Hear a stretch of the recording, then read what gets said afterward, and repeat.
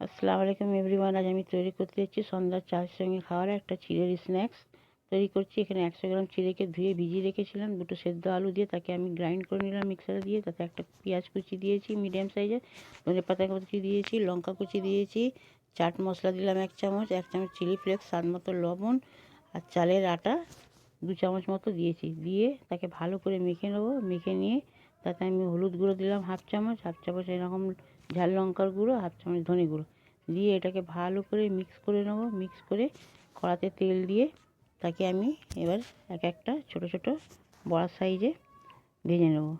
এপিট ওপিট করে ভালো করে লালচে করে ভেজে নেব। ভেজে নিলে আমার চিড়ের নাস্তাটা তৈরি। এটা আমি তেঁতুলের চাটনি দিয়ে সার্ভ করব।